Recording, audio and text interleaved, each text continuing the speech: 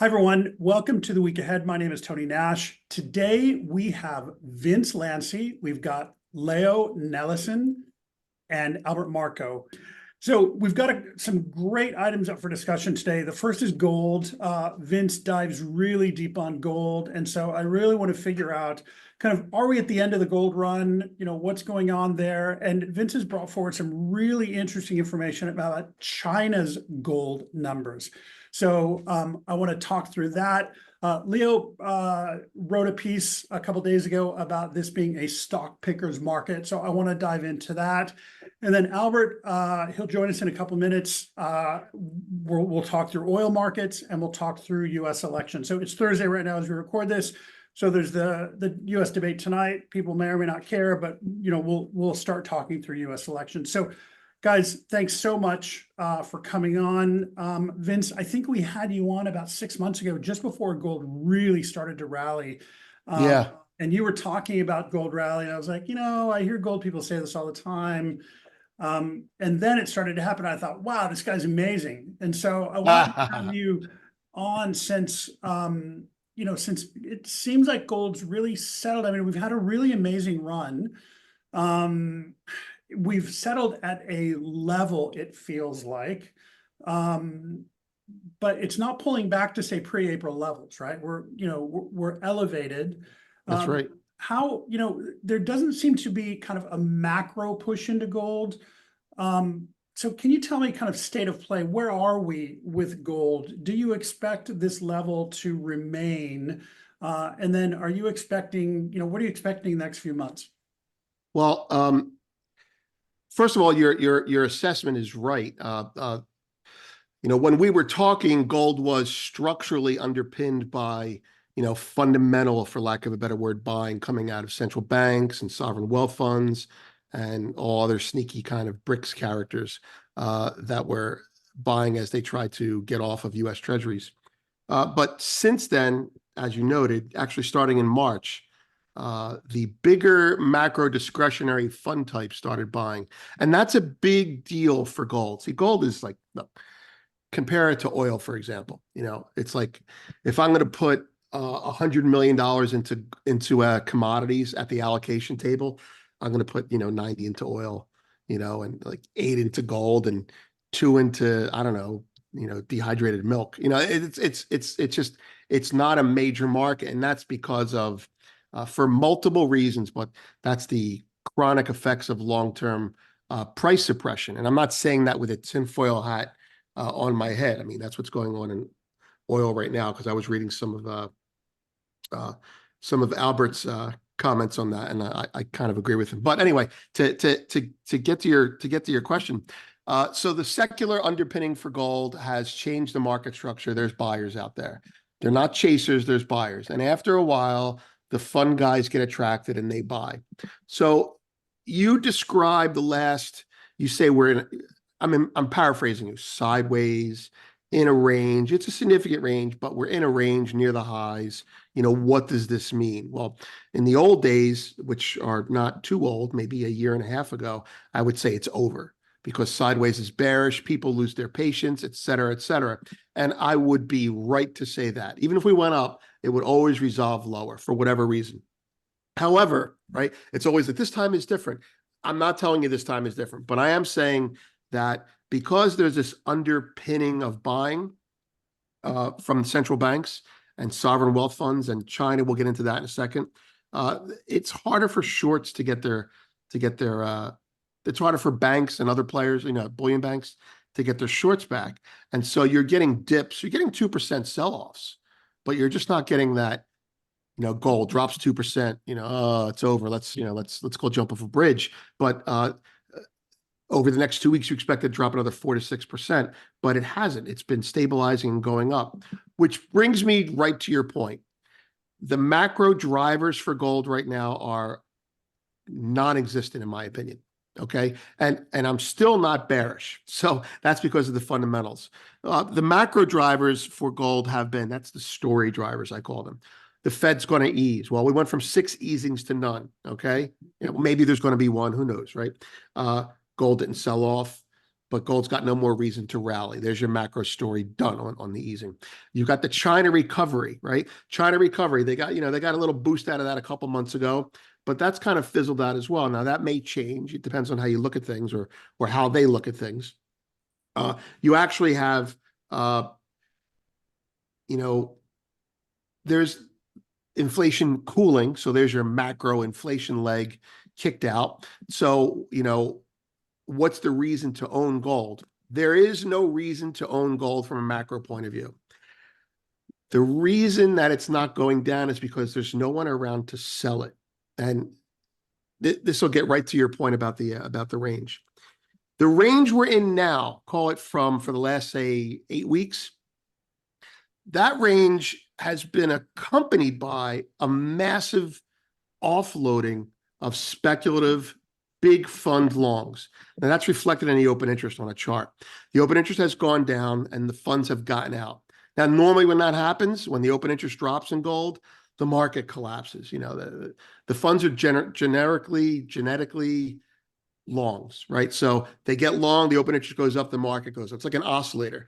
They get out, the open interest goes down, the market goes down. Well, the open interest has cratered until 2-3 days ago, and gold is still in this range. So that's my framing of what you just said. The speculative longs are out. Now, are they going to come back in? I don't know, but they're out, and gold hasn't crapped out. The parallel for that is between December 4th, when gold spiked overnight and got sat on, but probably by the Bank of International Settlements, and February 28th, we had almost 3 months of the same exact price action. And if you have a chart, or if someone has a chart, Yep. I have it around somewhere. You'll see that the open interest also went from highs to lows as the market went sideways. That's uncharacteristic for gold. And it's a sign that even though speculators will drive this market higher, they're not, every time they sell, it's being caught by someone. So macro story, we should not be going higher. There's no catalyst this week, this month.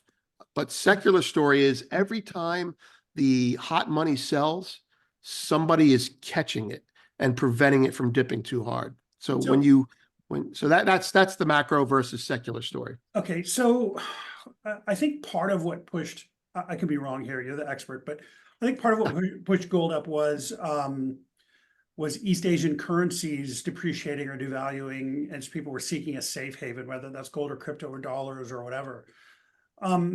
And we're not, like, the yen is still depreciating. There's still room for CNY to deval. Korean won straddles both of those. So is it possible that kind of a devaluation, depreciation of East Asian currencies could push more interest in gold, or is that largely over? It's definitely on pause, and how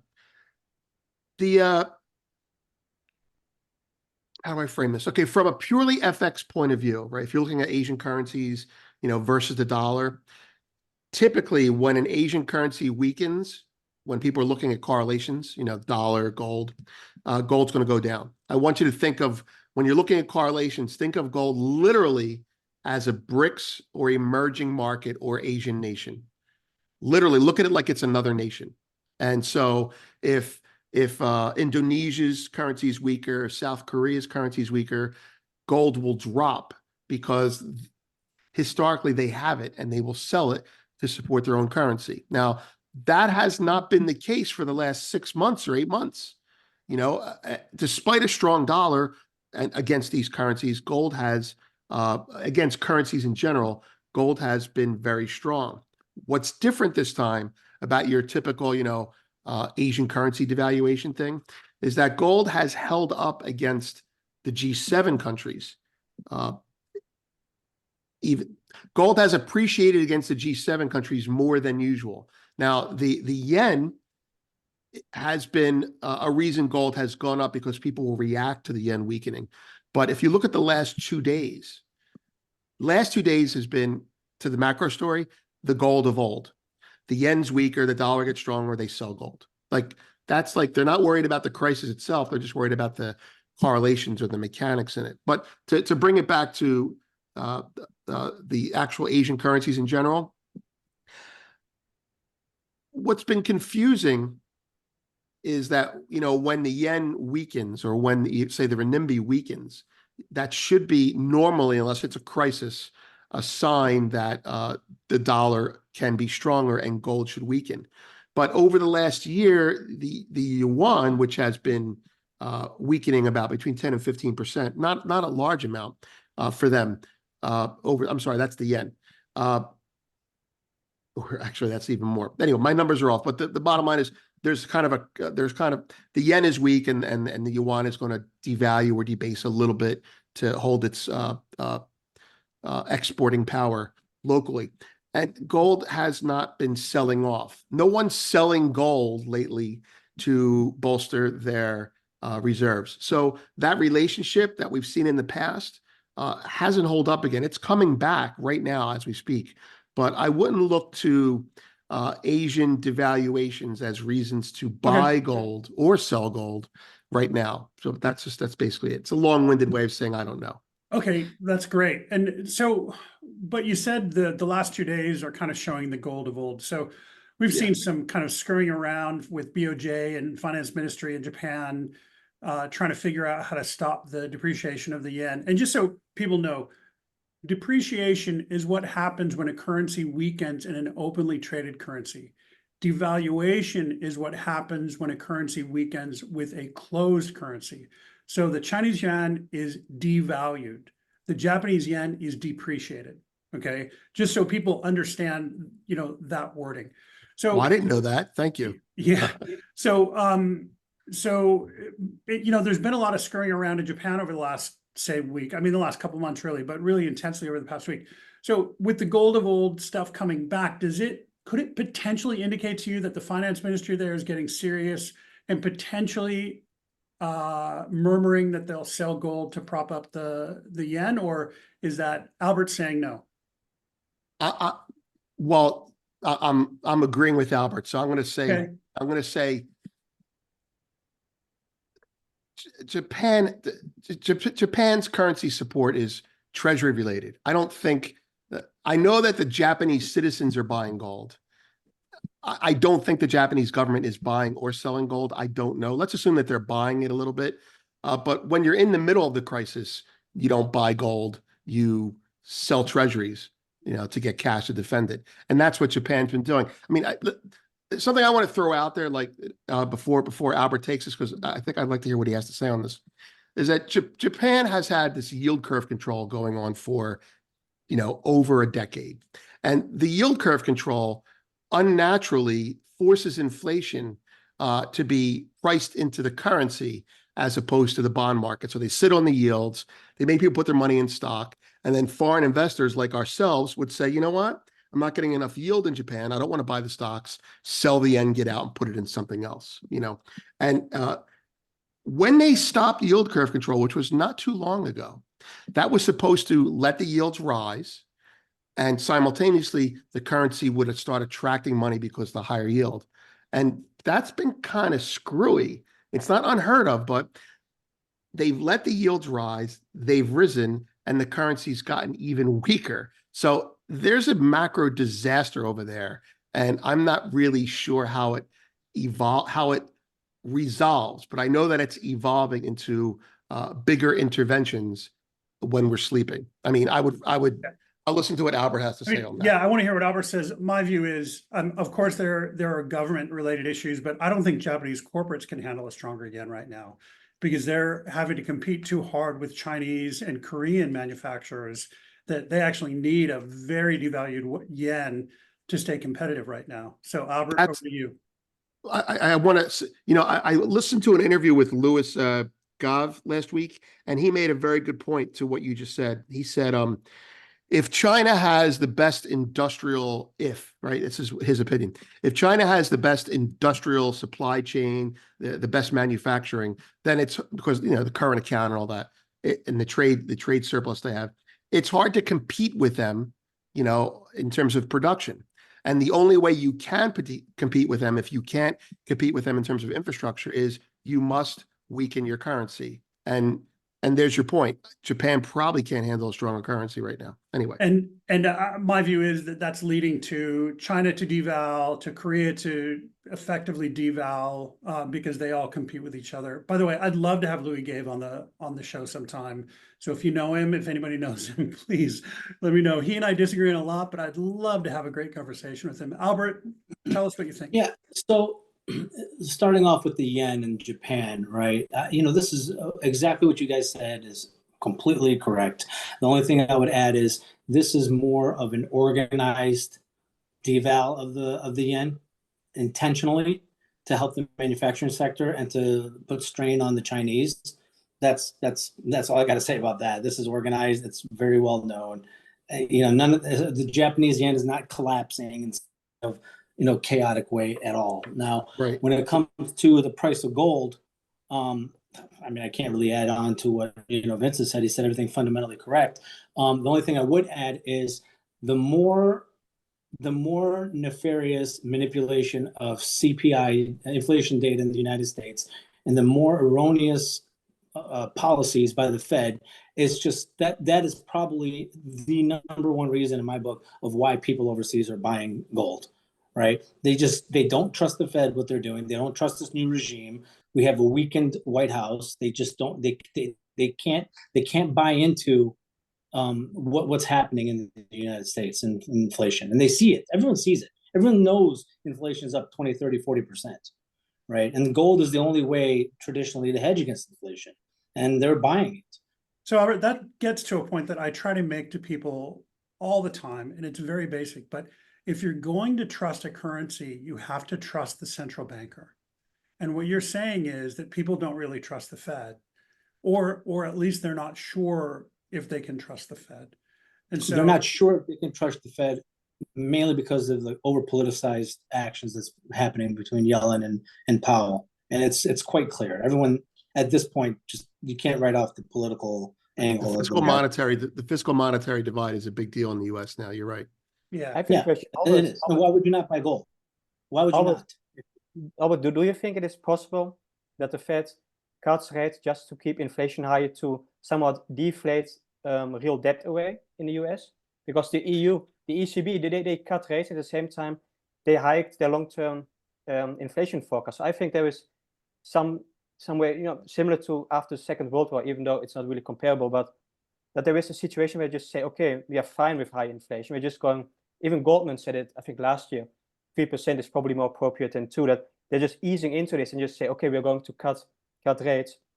So what if inflation is high? If you can combine it with some form of fiscal stimulus, like, I don't know, this Inflation Reduction Act, that we just try to inflate real debt away, do you think there's a possibility they will try it? Oh, without question, they're intending on keeping inflation at 3 to 4%, no matter what. I mean, that obviously the debt, and it's quite clear that the 2% Fed target is no longer applicable going forward. Officially, it's their policy, but they're not going to adhere to it. Yeah. No, of course. Leo, your comment about the lowering rates and raising the inflation projections in Europe. Yeah, I mean, that's like Europe is saying what we're doing, right? But I mean, our Fed will do the same thing, in my opinion. We just won't announce it. At least Powell won't announce it, because I think he's, as a human being, as a man, he's worried about his legacy more than anything. In 6 months, if he's gone, if he quits, we'll see who replaces him and what they say. Yeah. But yeah, we have to monetize it. Tell you what, that not trusting the Fed is the single most, that's the most poignant point for me in terms of why gold is rallying, because I've heard a lot of reasons, a lot of justification, BRICS and China and all this other stuff. No. I really think Fed issue makes the most sense to me. Obviously, the fundamentals are bullish, no question about that. But this spike in gold is, you have to underpin it with just the lack of trust in the Fed and Janet Yellen's actions. Yep. So, Vince, we're kind of almost midsummer, and Q3 is kind of sell season for gold. Is there, do you believe, I mean, you kind of laid out your agenda that gold's kind of in a range right now. Do you see that typical sell season coming? this year, or do you think it'll stay at these levels? Well, the seasonality that I talk about in gold is not like a crop. It's more of an investor season. So, you know, at the end of the year, you get allocations, and those allocations get put to work.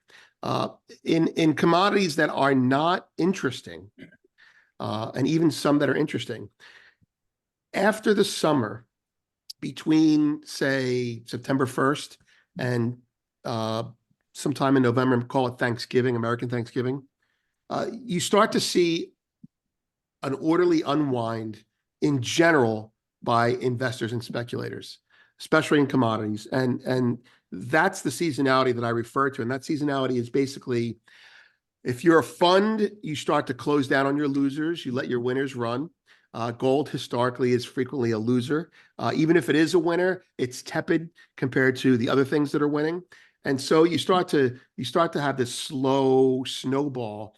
And if you look back, if you were to do a time series study of gold, and it doesn't work in silver as well, if you do a time series study in gold between whatever the high is in August, not necessarily the high in February, whatever the high is in August, the low will be made almost always in late October, early November.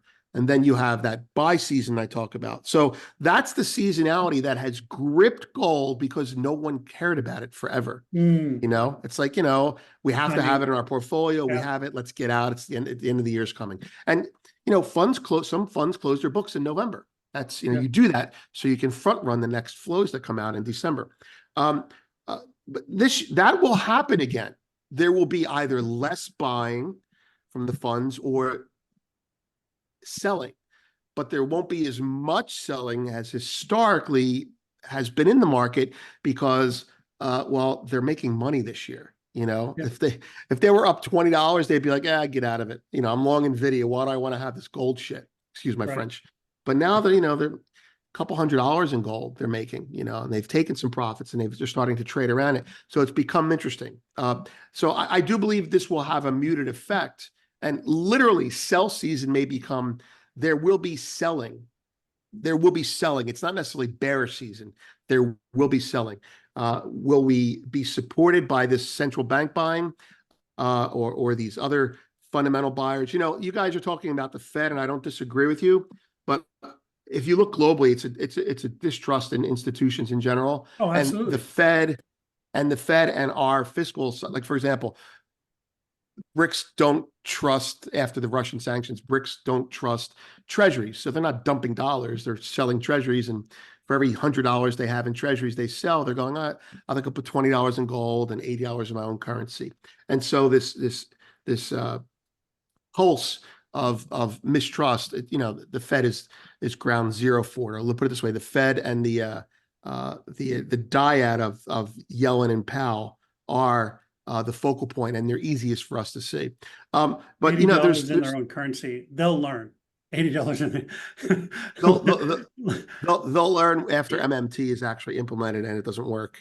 I think we're moving towards it anyway. But I think just to get back to what I was trying to finish was that there will be before I interrupted myself, there will be selling between August and October. I don't know that we'll go down this year. I used to actively play short during that time frame. I had a bias. I saw an entry point. I got in. This time I'm not so sure. But this time is a little different, you'll say.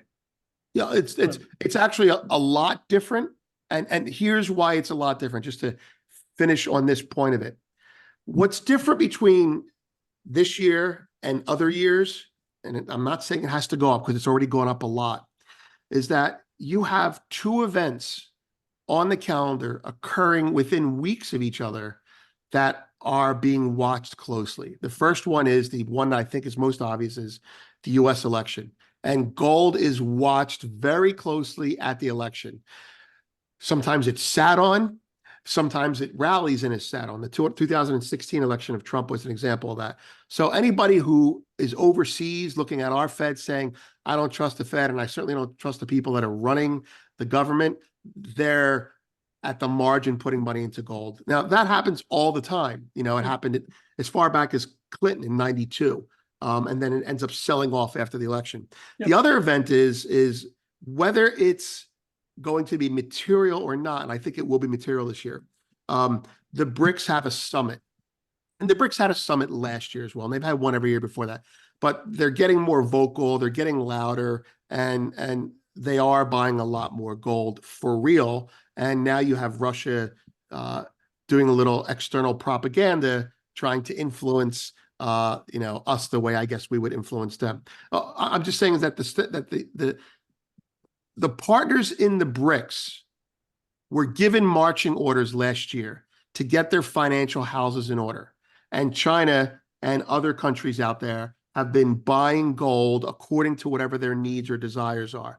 And I think there will be a little bit of a window painting rush by these smaller banks as we go into that. So these two events make the seasonality like not a big issue for me this year. Yeah, I hear you on BRICS, and we could have a long discussion there, which I yeah. really don't want to get into. But no, when you look at BRICS and you look at the Chinese central bank, the PBOC is absolutely opaque and murky, and you have no idea what their policy is, where it is, when it is, how they do it, nothing. So, I hear what you're saying on BRICS, and it's a possibility, but I'm not really seeing a lot there. We're seeing Kenya fall apart largely because of the money they owe China, right? Right. And so, we see a lot of positioning there, but we don't see a lot of transparency, accountability, follow through, which is what people would hope you would see from a central bank. So since you brought up BRICS and China, let's talk about something I'm really interested in. You've been covering China's gold reserve numbers in your daily briefing for the past few days. So what can you tell us about this issue? You say the numbers don't add up, which is really interesting. So I think you're implying that China is hoarding gold. And so I want to understand about that. And within that discussion, you talk about China being burned when crude went negative, that sort of stuff. So can you talk us through that issue? Because I think it's really fascinating. Sure. I mean, at the first level, for people that aren't familiar with the cultural difference between China, communist or not, and the West, is their central banks are not transparent. They're intentionally opaque. They don't have to answer to anyone. It's an authoritarian government. And the only times that they are transparent is when it suits them. So quick example, in 2016, China announced when they were buying and when they were selling gold. Why? Because the IMF was going to put the yuan in an SDR. So they're open when it's convenient, like anyone else. They're not, there's nothing altruistic about how China behaves. Now, if you were to look at the behavior, so that's the first level. The first level is people that are on the inside and have been gold bugs or have been paying attention to this stuff geopolitically for years know that they're not honest. And I had made my first case on that. Do you guys hear a siren? That's the microphone.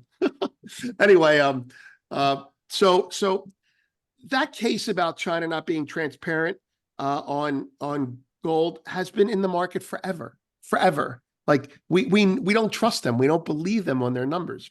And I had written about it in 2016, 2017, when I had done my first in-depth study of their market structure. And it was like completely revealing about, everything is owned by the state. And we know that, but it's interesting to see how the tendrils or tethers go to it. Anyway, so I had been done with that, and people were talking about it again. But I think because the zeitgeist is changing, people are talking about gold again. They're talking about distrust, and China's in the news as buying gold frequently, or China's in the news frequently. People are now saying, "Oh, why do their gold numbers not match?" And the answer is they never match. And I'm not belaboring that, but the reality of it is to now get to the next level. We're not going to ever know how much gold they have unless it suits their needs. Number one. Number two, in 2016, I think it was 2016 when I started that research, it was at a time when a central bank employee or a governor in a ministry was asked by the World Gold Council. He was asked, you don't really have a lot of gold at the PBOC, don't you want more gold? And he said, famously, China owns gold through its people. And people in the West, myself included, went, oh, they're going to confiscate their gold if they have to. And I don't want to go down that rabbit hole, except to say Of course they will if they have to, but they don't have to. People are buying more gold and they're linking it. Anyway, that's the first thing. The second thing is China has gold off its balance sheet that nobody knows about, but gold bugs like myself and a guy like named Simon Hunt, who is he's been around for a while and he's a copper guy, but he's also very geopolitically astute. And he and I have talked about this in the past. China has their PBOC gold, and then China has their commercial bank gold. So you got your central bank and your commercial banks. The commercial bank gold is PBOC gold. All they have to do is say, give it to me. And so if you start doing the math on all these various things, you've got the gold being produced, added to the gold being bought, and then you say, okay, how much is in the PBOC? And it's short by, 1,300 tons or whatever. And the answer to that is, well, there's an analyst out there. What's his name? I wrote it down here somewhere. Chen Long, I think. And he has brought this topic up again, which forced me to say, all right, I'll start writing about it again. But Chen brings up the issue. It pops up once in a while. Here we are again, but it is important. And he holds out three possibilities of what's going on. The first one he holds out, and I'm going to add a fourth that I haven't mentioned to you yet. The People's Bank of China bought more gold than it reported. That's number one. Some estimates put the total at 5,000 tons. That's true. They bought more than they reported. That's the first, no kidding. The second one is, and this is one that I had ascribed to because of my observations in the marketplace, China's sovereign wealth fund is also buying gold, and their sovereign wealth fund does not have to disclose. Now, I'm not sure that. I know that a sovereign wealth fund bought between December and February. I thought it was Saudi Arabia, but it may have been China as well. The third one is the numbers are just a lie, and that's also possible. I'm going to give you the fourth one that Chen didn't say, and this is the one that people that have been obsessing about gold for decades know. China's PLA owns a shit ton of gold that they're not talking about. In general, if you want to be legally satisfied why this is true, Chinese ministries, for the most part, do not have to report to government agencies.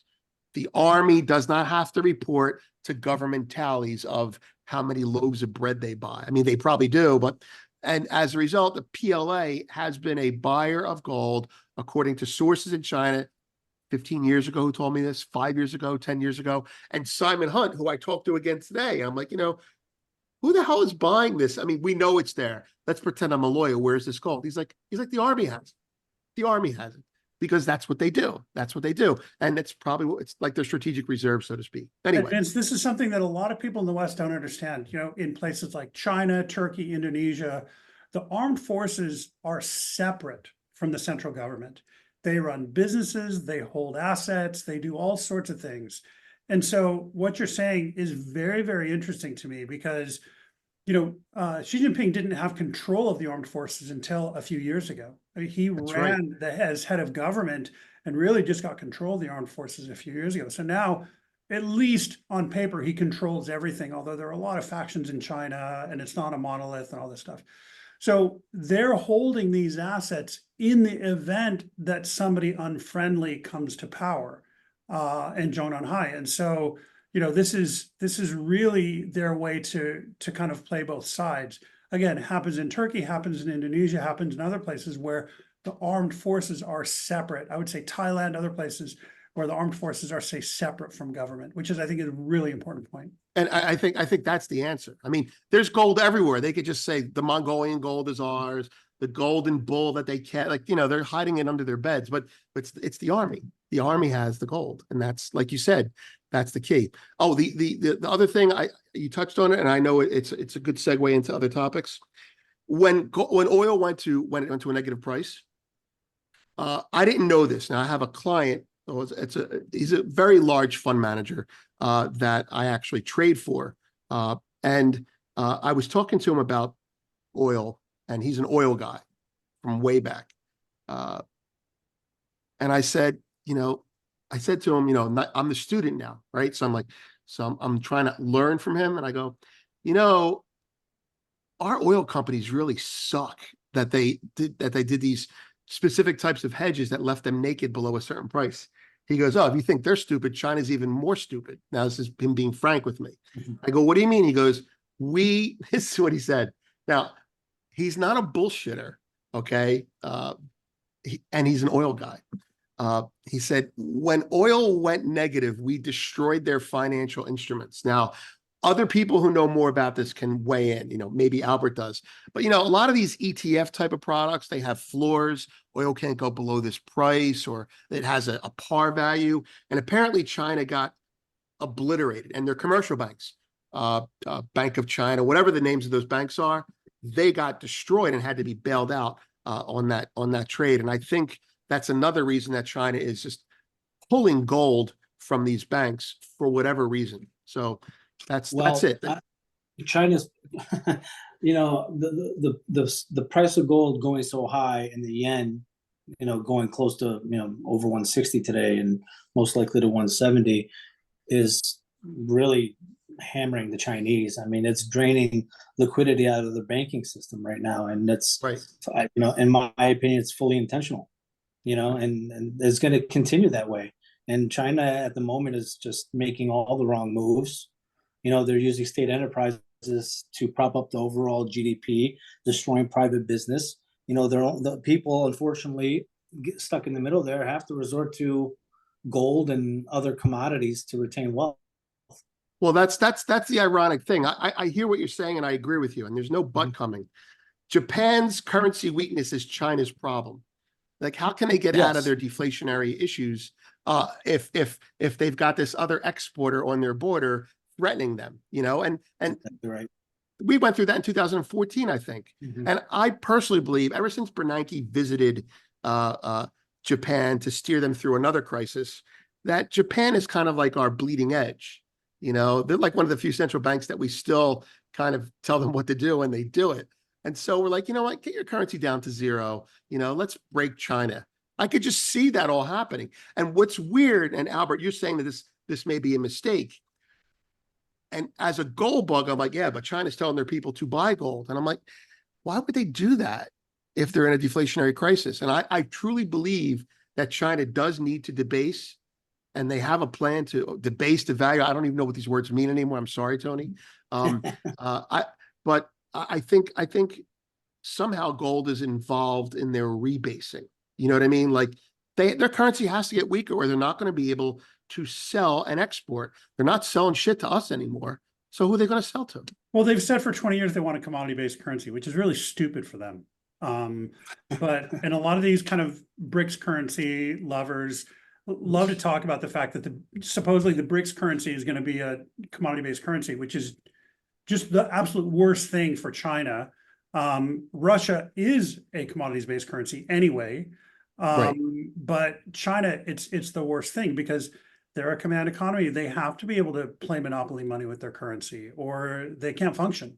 So I think they're going to work on some sort of a hybrid version of that. I mean, let's face it, China's and I'm a proponent of what's going on, but I can see both sides of this. And China's still a hothouse flower. The yen's still not. I mean, the yuan is not as international as they want it to be.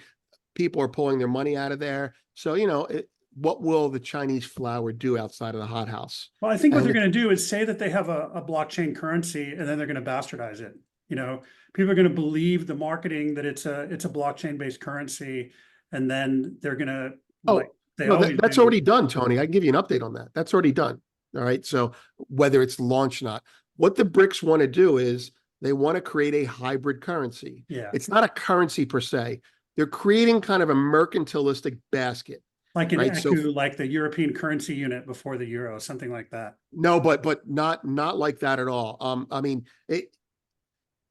what they want to do is they want to go back to a mercantile system. So for crucial commodities, so let's just say oil and wheat, right? So China buys oil from Russia. I'm making this up. Russia buys wheat from China. Not true, but on these core commodities, not finished goods, between this little group of bilateral traders, they're going to make it multilateral, and they're going to do a current account trade.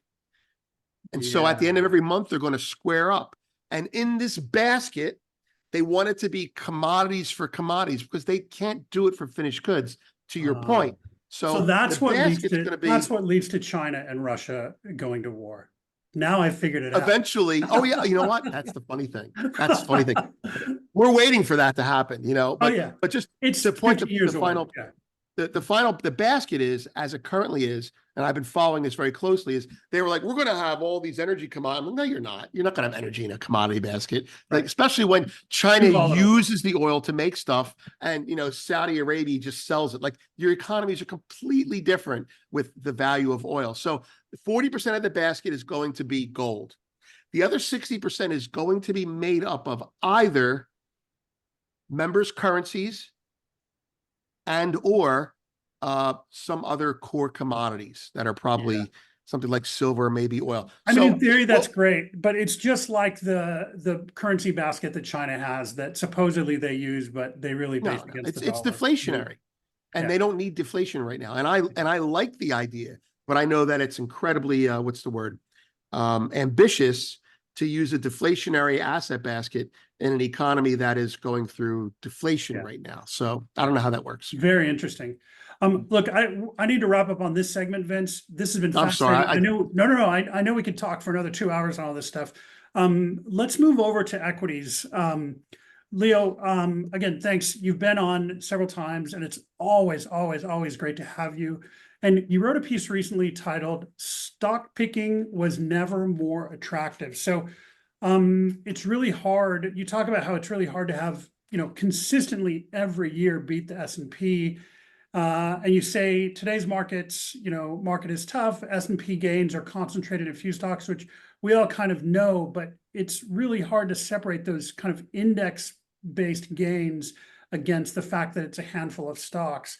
And you also talk about how future growth is expected in sectors like healthcare and consumer discretionary, which I think we're seeing that play through.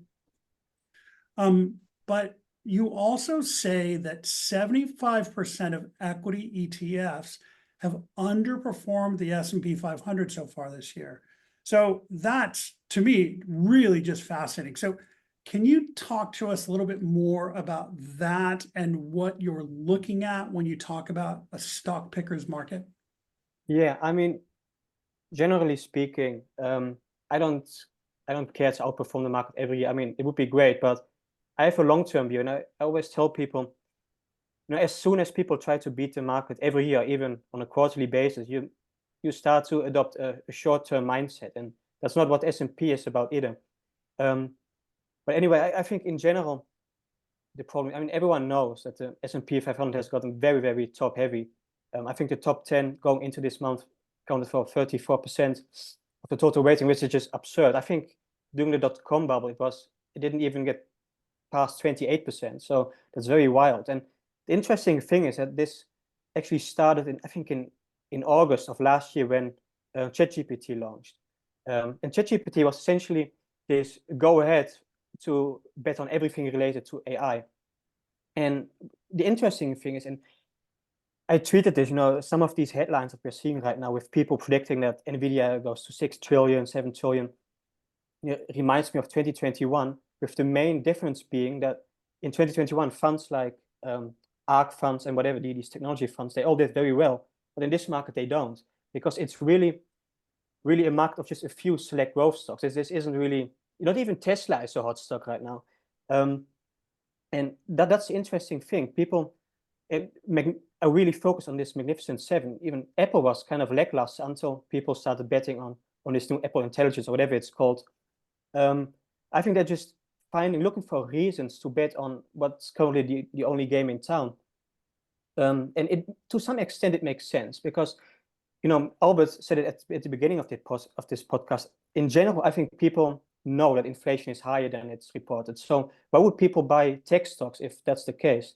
But it makes sense because if people expect, you know, financial trouble from higher inflation, then there's not really an incentive to buy small caps. For example, people say, okay, the big guys have done well, now let's all jump into small caps. But the problem is, JP Morgan reported this going last month that of the large cap companies, only 10% are unprofitable, which is actually lower than the 20% we saw during prior recessions. So that's absolutely fantastic. And small cap stocks, 42%, I think 42 or 45% of them are unprofitable, and that's outside of a recession. And most of them are actually struggling with low interest rate coverage as well, so interest expense coverage. So there's actually a reason to hide, in these big guys. Especially one guy told me, people prefer AAA rated stocks like Microsoft over government bonds, and I do get it, even though they don't come with the yield, but they do have the safety. So to me, I do get it that people buy these large companies, but it has gotten so concentrated that all eyes are really on the success of AI. And obviously AI is a game changer, but it's not. I don't think it's going to have that big of an impact on the economy to actually warrant a 22 or 21 times multiple for S&P 500, which, if you look at prior decades, valuations this high usually end up in very subdued returns in the next 5 years. Usually, if you have a multiple of 21, 20 times earnings, you have 0 to 2% annual returns in the next 5 to 10 years. So that's just purely, I'm not saying that's going to happen, but that's just so-called data. So it really depends on earnings growth. And as I said, as you said at the beginning, we will see a broadening in earnings growth, but it's very important that the big guys keep outperforming to warrant this valuation. I don't think that's going to happen. Now, as great as AI is, like in 2021 and even before, people said that autonomous vehicles like EVs would change the world, and to some extent they did change the automotive industry, but At the margins, yeah, massive definitely. game changes that warranted these valuations. So I think it's very, very tricky to own S&P 500. And that's why I said it's a stock picker's market, because even though the market is, I think it's very unattractive. I'm not saying it's going to crash, but it's just unattractive for the next few years. My point of view, a lot of companies are actually quite attractive. And I look at energy commodities. I don't buy commodities. I buy the underlying, the producer, like Canadian oil.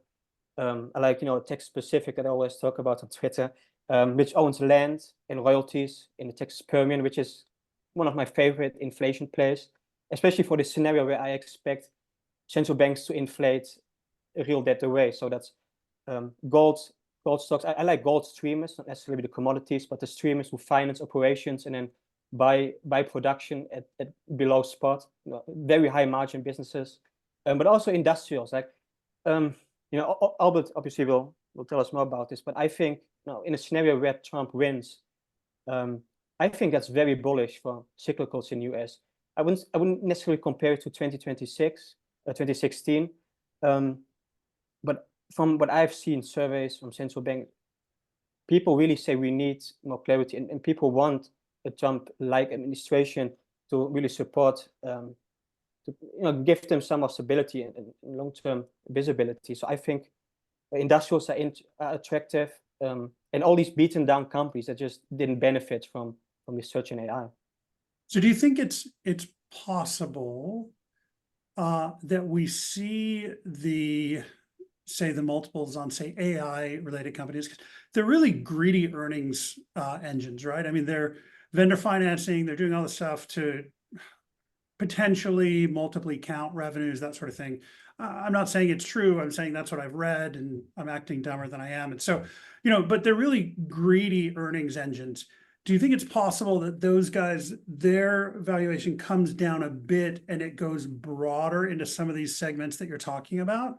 Or Yes. when those valuations come down, does it necessarily, because there's such a concentration in the market, when those valuations come down, does it necessarily have to wash out everyone?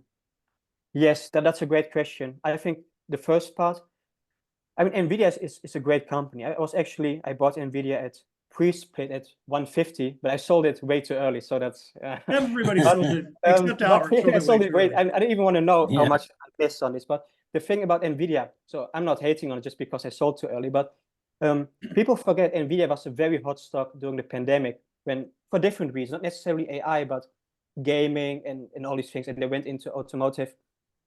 And after the pandemic, when the rates started to increase, I think it fell more than 50%. I'm not entirely sure what the number is, but it saw a very, very big sell-off. And now everyone is pretending that there is no way this can happen again, because this is this great technology company that's going to reshape the future. And people said this years ago. And the thing is, yes, NVIDIA isn't that expensive if you look at future growth, but this is entirely dependent on competitors staying way behind.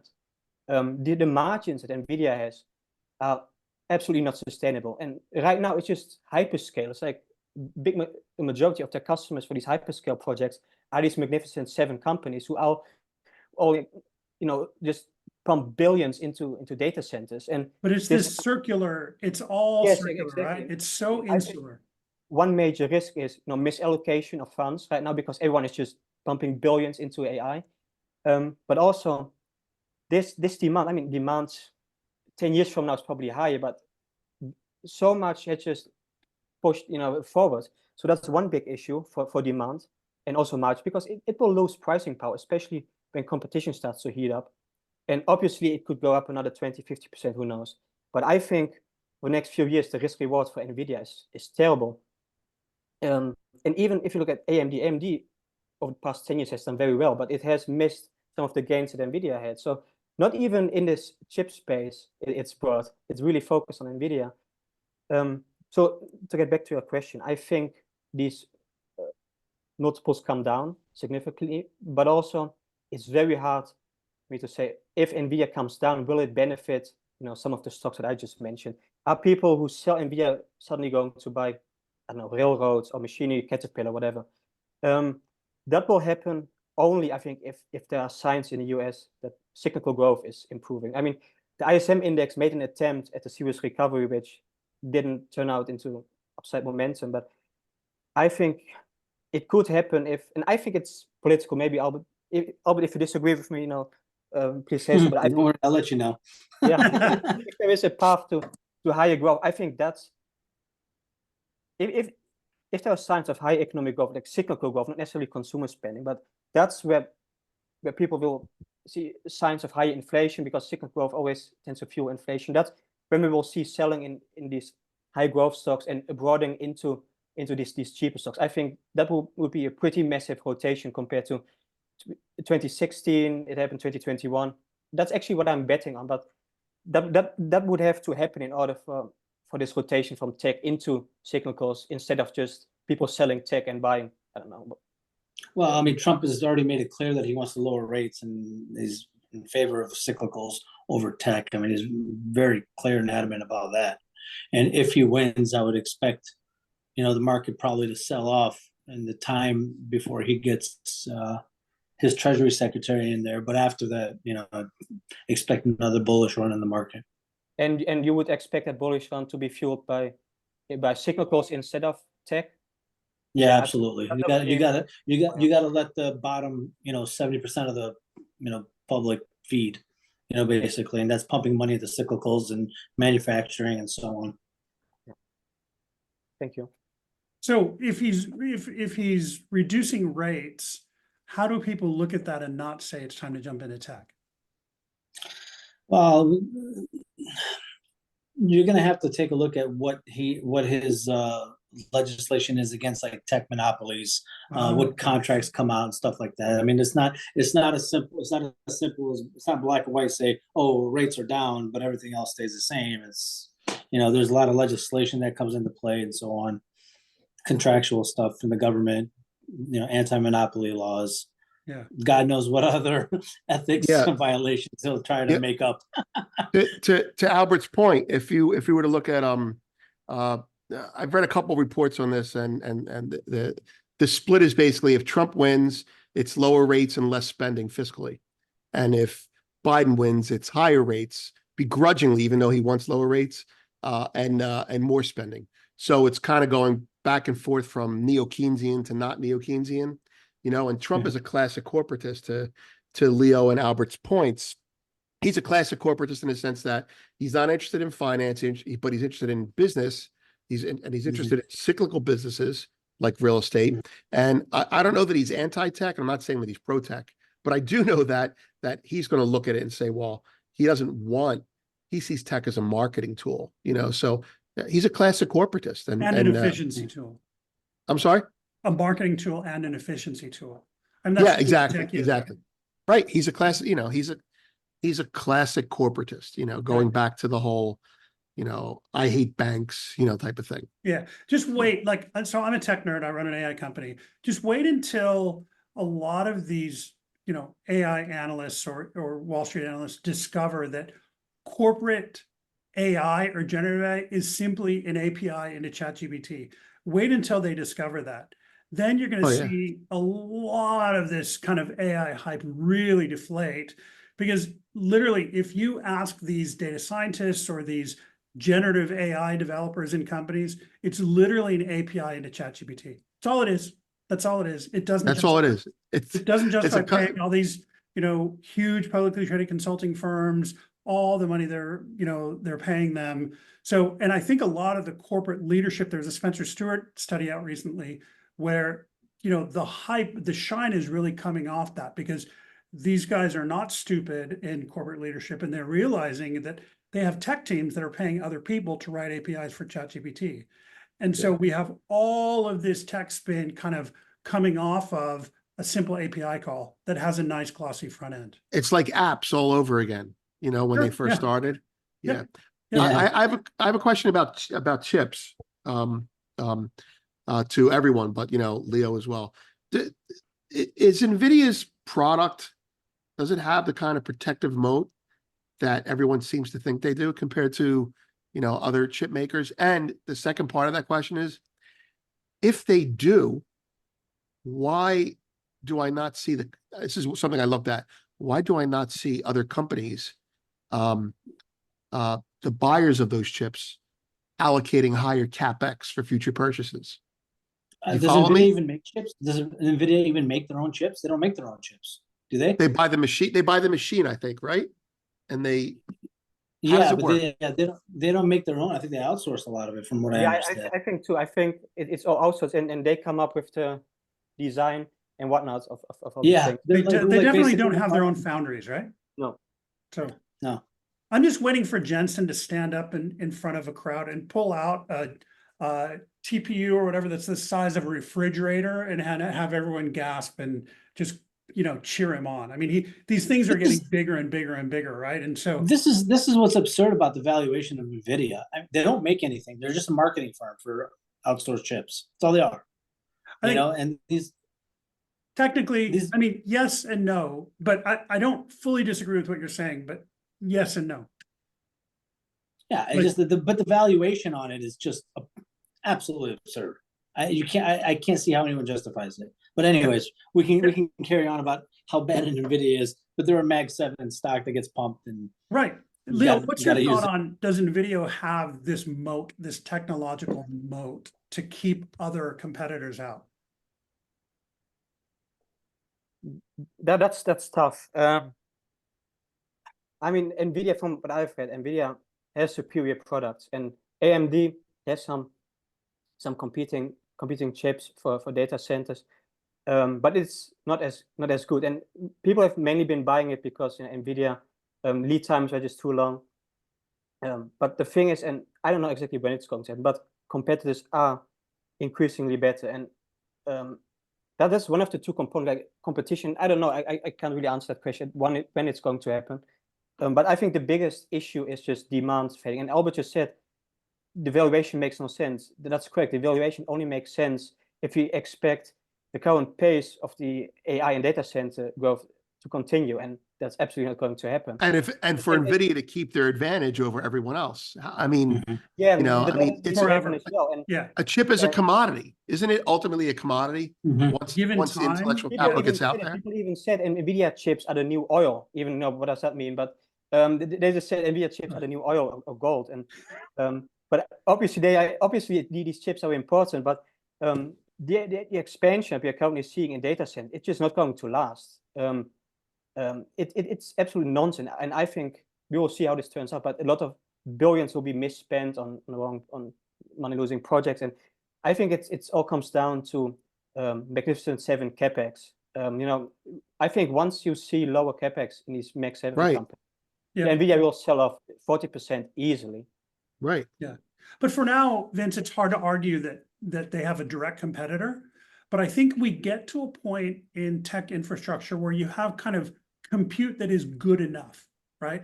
So Right. NVIDIA right now is a leader, and it's kind of perceived that they need it. But over the next, say, 12 to 24 months, we get to a point where these data centers have kind of good enough compute. It's not the premium NVIDIA, but it's a secondary player that's significantly cheaper. And then you start to see those substitutional factors play in. I don't think those things are being factored in. But we'll get there. And again, I'm not super bearish NVIDIA. I just think it's in an Right. unrealistic place, and it's going to come back at some point. It's like Bitcoin. Like you have to, if you're a CEO of a company and you say, we have AI now, we bought some NVIDIA chips, I guess it's good for like a 10% pop in your stock. Oh, sure. Like Yeah. saying, I mean, the funniest thing that you have to have it on your balance sheet. Yeah, the funniest thing I heard over the past week is one of the Qatari telecom firms bought some NVIDIA chips. So, okay, so they're going to start a data center, or they're going to, build out a data center with NVIDIA chips. Who wants to put their data in Doha? I mean, given what a pariah Qatar is right now, Right. it's really hard to justify anybody putting their data in Qatar when they could put it in Dubai for that region, right? I actually read that 40%, I think it's even higher than 40% of these hyperscale data centers are located in Virginia. And I looked it up on the map. They're actually very close to DC, so in the northern part of Virginia. Yep. And I think your point makes total sense, because the cloud is essentially just someone else's computer, and people just seem to forget it. Yep, that's right. That's right. Wait, did you say the cloud is someone else's computer? Oh, yeah. I've heard that before. That's pretty good. Yeah. The cloud is just someone else's computer. Yeah. It is. Absolutely. Okay, well, good. Well, guys, thanks for that. Let's move on to Albert. And Albert, let's talk about oil markets and US elections. Okay, so you've been in Europe for the past couple of weeks, and I'm sure you've heard a lot on oil markets. We had a discussion on the Cloak and Dagger weekly briefing about inflation in Europe versus the US. But with crude, we've seen crude in a range for the past few months. And you've been telling us that it's kind of been a managed range, that Yellen and the Fed have really kind of managed crude in a certain range. And, we're in peak consumption season right now, and we're not really seeing a lot of movement in crude or gasoline. So where do you see crude markets moving, say, over the summer and going into elections? Well, I mean, to reiterate this, because we spoke about it many times, is this range between $68 or maybe $72 now, $72 and $90 is what they've been pinning this, the oil trade on, specifically WTI. Is what whenever I reference prices, it's always WTI, because that's what affects US CPI and elections, and that's what I quote. So I mean, they've done a masterful job in the face of whatever wars you want to talk about, or Red Sea problems with the Houthis, or whatever has come up geopolitically in the face of the market right now. It's just oil is one of the tools that they use to pump bonds and rally tech and rally the markets. It's been in the script. We've talked about this before, and I just want to revisit this. You're adamant that kind of oil and some other things are kind of being managed by the Fed and the Treasury, and there are people who refuse to believe that the Fed and the Treasury would manage the range of some of these things. And I guess that kind of begs the question, why would they manage the crude price? I know that may sound like a dumb question to you, but why? Well, I mean, originally that trading desk at the New York Fed was meant for national security, right? They didn't want another repeat of the 70s oil crisis and whatnot, right? So that's what, but the reason they've been tapping it now is purely political, to help Biden's reelection chances, and have inflation at somewhat of a believable rate. That's purely what the reason is, and they can do it, and they have hundreds of billions of dollars to do it. They use futures to do it, and that's just the way it is. It's kind of silly for people to think that the world's superpower and issuer of the reserve currency and the Fed being the lender of last resort would not have a hand in all commodities. That's just an absurd notion, in my respect. Now, why, the reason that they're doing this is purely political. I don't agree with it. I don't think it's good at all. I mean, it does help the U.S. consumers. We don't want to see $8 a gallon of, gas in the United States, but Still central planning, you know, which is weird. yeah, it is central planning. I mean, listen, there's no such thing as an entirely free market, Yep. right? There's regulations, there's central planning, there's politics that come into play. It's just the way it is. Okay, so you've said that Yellen and the Fed are going to manage crude prices and yields until the election, right? Of course, yeah. Okay, so Absolutely. we've got this politicization of fiscal and monetary policy in the US. So if yields and crude prices are held down until the election, what happens the day after the election? Do It they depends just on let who it wins. rip? It depends on who wins. Okay, so Right. walk me If- through each of the So scenarios. if Biden gets reelected, then there'll be more of the same, at least for the short term, until they, can't, basically do it anymore without, Congress and the public noticing.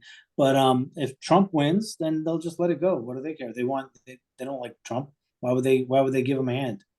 So, day after election, we'll see markets just rip. We'll see crude just boom. We'll see yields rise, or maybe not the day after, but a couple of weeks Even after some of those trades unwind or something, Mhm. we'll see things rip and life will get a lot more expensive for people with mortgages and people. Yeah. So why would you not want to buy gold? Going back to what Vince was talking about, why would you not buy some kind of arbitrage or defense against inflationary issues? Right. Perfect. No, way. and that's actually like, that's the dovetail point. You never, I mean, you didn't buy gold, you bought oil when you were worried about inflation. Gold never really reflected inflation in any kind of an efficient way. And now this year, it's like the roles are reversed. Oil is being sat on. I kind of agree with Albert that, oil is being managed. And just to finish that up with a joke, when I was a young trader, I had a mentor who was the head trader at the GSCI. And I would call him up and ask him for advice. I was an options trader, but he was a physical commodity guy. So I would say, what's going on with gold? It's being manipulated, or I'd say, or oil. And he'd say, no, it's not being manipulated. It's being managed. Nah. Albert's word. But he was being funny. He was like, I was being very young. I go, what the fuck does that mean? Excuse my French. It's being managed. He goes, when you do something like that, it's manipulation. When we do it, we're managing expectations. Sure. We're intervening to help you. And I'm like, really? Is that what they think? He goes, oh yeah, that's what the government thinks. And we get the word to do or not do something if we're doing it. Hey, I heard you're buying some oil. You better have a customer on that, or get out. And that's the passive version. Yeah. Albert's describing the active version. Vince, Yeah, I'm glad you confirmed that, because Albert's been saying this for 2 years, I think, maybe Oh longer. yeah. And people point at this and say, oh, he's crazy. That's not happening. The US government would never No. do that. And I think it's kind of naive to say that the US government would never. Well, do that. I'll just jump on his bandwagon. If you don't have enough people agreeing with him on this, look, first of all, markets are more centrally planned than we think in the West, okay? Mhm. We're not getting too political about it. But with regards to the markets themselves, if you're looking for empirical evidence, you can go back to after 2009, after the crisis, the great financial crisis, the Fed started buying, we all saw, I'm a volatility trader, the Fed started sitting on the VIX. And years later, like 2016 or 17, it's right in one of their, declassified statements. It said, we have to get out of some of our short volatility portfolio. And it's there in black and white. And it was Powell speaking, not as as he was a governor at the time. He wasn't the chair. And I went, yeah, I lost so much money thinking that they weren't doing that, thinking with my capital libertarian mindset. But the fact of the matter is, and I'll give you another example that's right on about oil. This happened. Okay. Before the first Iraqi war, oil was selling off. And then the night of the war, oil ramped. And then it came in limit down, as did gold. But I had a unique relationship with someone who had someone at the DOE he talked to. And I go, Wait, what? That never happens. I'm kidding. no, exactly. But I said to him, well, I was like, I was an options person, so I was trading the oil options heavily, and I'm like, wow, oil just was called limit. Basically, oil's called limit up and comes in limit down. And I said to him, he's a broker, so he's connected to it, but he's not an options guy. I go, can the war be? Is the war really going to end that fast? That the oil's lower? He goes, well, that's what, and this is what he said to me. He goes, that's what they want you to feel. And I go, what do you mean? This is not the Goldman Sachs guy. This is a DOE guy. He goes, before we invade or before we went into Iraq to counter whatever, was going on, we contacted the Saudis because Aramco is an American company initially. And we say, dude, we're coming in to save your ass, pump some oil. Okay. And so the oil starts getting pumped slowly. And then when the war starts, shock, there was a shock and awe moment, something like that. And oil ramps, then they just, the Saudis just press a button again and they flooded it. So